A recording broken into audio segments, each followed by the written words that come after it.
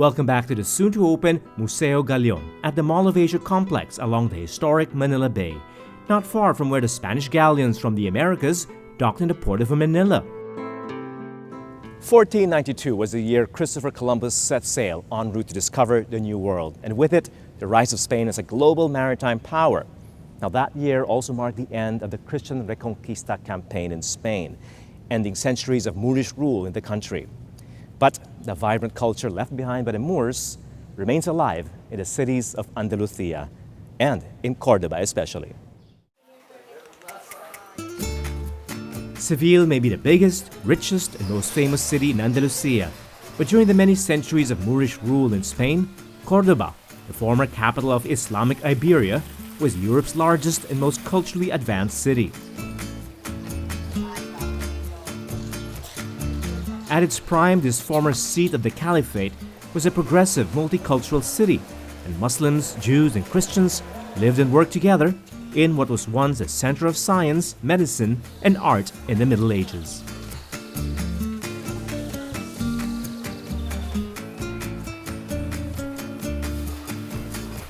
Cordoba lost its status after the Reconquista and the Inquisition that followed, but much of the walled city is intact and now a protected UNESCO World Heritage Site.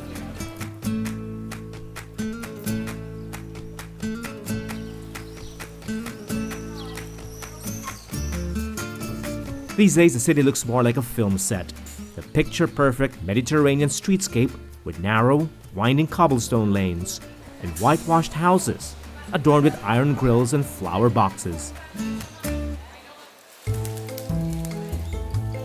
Cars can't get through these tiny streets, and that's what makes exploring Cordoba on foot so enjoyable. Cordoba records the hottest summers in Western Europe, but the ancient builders of the city were wise enough to fill its streets and squares with fountains to cool off. There's no point following a map in a medieval maze like Cordoba, and I don't mind getting lost knowing surprises greet you at every corner. Like a lovely square, an old synagogue, and inevitably, the grand Cordoba Cathedral, nicknamed Mezquita.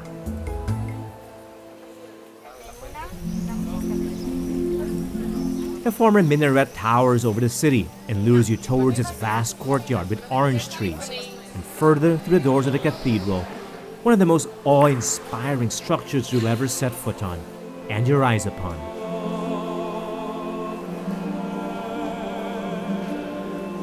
The beauty of this vast and holy place is astounding. The Mezquita was once the grandest of Muslim mosques before it was converted into a Christian cathedral after the Reconquista. The most recognizable feature of the Mezquita is its dense forest of double horseshoe two-tone arches in red brick and pale stone. The arches built in the expanded sections of the mosque were merely painted over in red and white to simulate the original, but the visual effect is just as impressive, with a repetitive pattern creating the illusion of endless space within. And it wasn't just artful. The double arch was an architectural innovation used to raise the ceiling further. The conquering Christians were so impressed, they kept pretty much everything, including the Islamic features of the mosque. Rather than demolish the structure to build a new cathedral upon it, in the 16th century, they built one from scratch, right within the mosque. This transition from Muslim to Christian iconography and Moorish to Renaissance and Baroque design is at first jarring, but once you consider the architectural feat involved, definitely inspiring. Together with the Seville Cathedral, the Mezquita of Cordoba reminds us of the golden age of Andalusia and the age of discovery which emerged from it.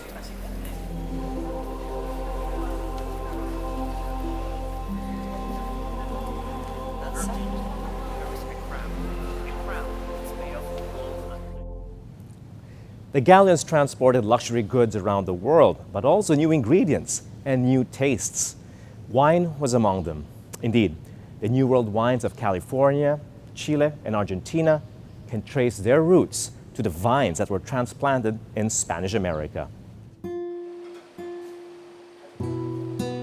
Spanish priests were the first to cultivate the grapevines they took to the New World to make the wine they needed to celebrate Mass. In turn, Spain was the first in Europe to develop a wine industry, and by the time of the Age of Discovery, was among the leading consumers of wine in the Old World. Very few know this, but the very first winery in the Old World or Europe was established in Spain and in the province of Cadiz, in a small town there called Puerto de Santa Maria. And that's what brings me to Terry's Bistro to talk to the owner, who was born and grew up in that same place.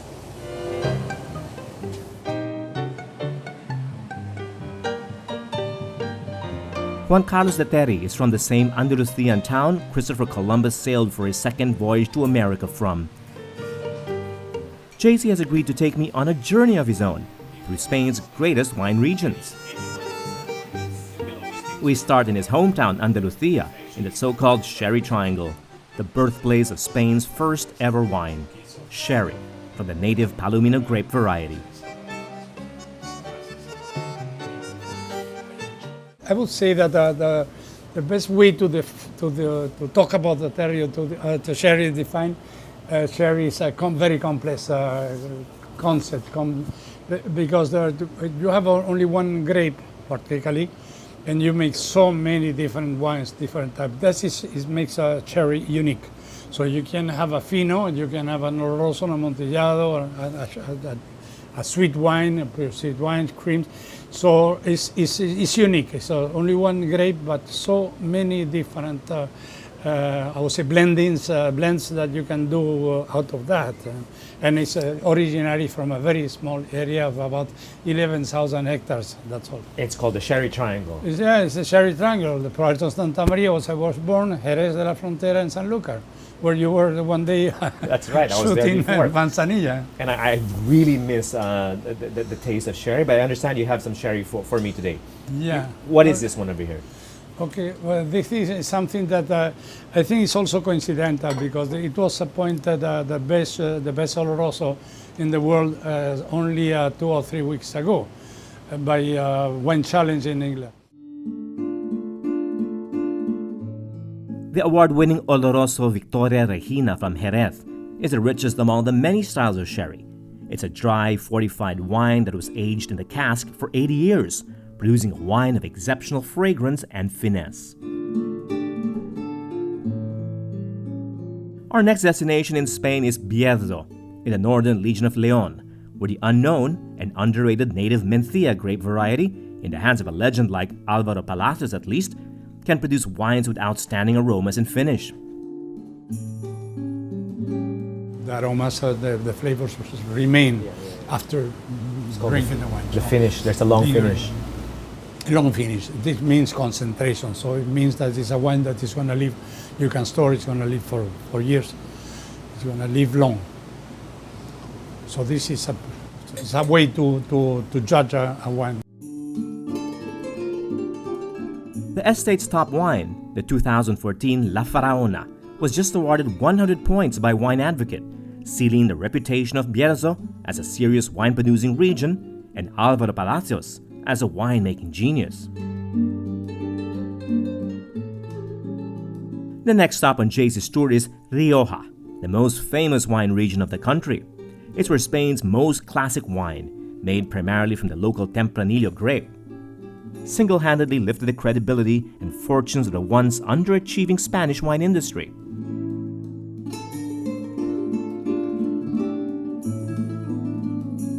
You remember two actresses, one is Sophia Loren and the other one is Audrey Hepburn. Okay, one is sweet and beautiful. So I would say Rioja is more, Rioja has more Audrey Hepburn. Oh, okay. For me. So elegant. The elegance, the thing, and I love Sophia Loren, but it was more, I would say more than maybe El Bierzo, maybe Priorat, you know, but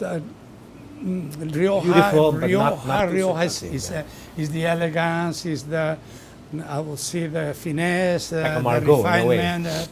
Yeah, in some ways, Rioja goes very close to, in some ways, and like Burgundy, like the top Burgundies also. So it has that it's difficult to question, but I would say, for me, elegance is sophistication and elegance, I think, yeah. would be the two words to best describe. And wines that quality live Rioja. very long. And can age very well. On the eastern seaboard is the region of Penedès in Catalonia, where the popular sparkling wine Cava, Spain's answer to French champagne, is produced using the same techniques but with different grapes to achieve quality that's surprisingly similar to France's iconic bubbly. By a Cava or a champagne, you need to produce a wine first, a white wine or a rosé. And then you bottle, that wine again, and then you add the yeast, the necessary yeast together with the wine, and fill the bottle and close the bottle. Just like champagne. There will be a second fermentation inside the bottle. So this is the method that was invented in France by Moët Chandon. Another important region in Catalonia is Priorat. The once forgotten Garnacha vines were rediscovered by mavericks like Álvaro Palacios, with collectible wines like L'Ermita rivaling the best of Bordeaux and Burgundy across the Pyrenees. But unlike the world-famous estates of the French regions to the north, it's hard to name a Spanish wine with as much international fame. Except maybe for Protus, and of course, Único of Vega Sicilia, the oldest winery in Ribera del Duero. Together at Juan Carlos de Terry, Vega Sicilia's Antonio Menendez gathered wine aficionados for an intimate dinner featuring the Único and Valbuena wines from their estate in Ribera del Duero. Well, Ribera del Duero is a very special region because the complexity of the terroir is unique. So you have a lot of different aspects in the terroir in Ribera del Duero, much more complex than any other wine region, at least in Spain. So just to give you an example, only in the 210 hectares that we have in the state of Vega Sicilia, we have found 19 different sorts of soil. This terroir and the grape it produces, plus the technique for getting the most out of the fruit, provides the elegance, complexity, and superior quality of their wines. The vertical tasting of Valbuena vintages from 2006 to 2011 is like a journey through 6 years of varying conditions in the soil of Ribera del Duero, following the evolution of the wine from its classic Tempranillo Merlot Malbec blend to pure Tempranillo varietal that has won the approval of critics everywhere. That we can enjoy the rare wines of Vega Sicilia, or a degustation dinner from ingredients sourced all the way from Spain, is thanks in part to the miracle of modern logistics and global trade, but also the legacy of the galleons that first took off from the ports of Spain.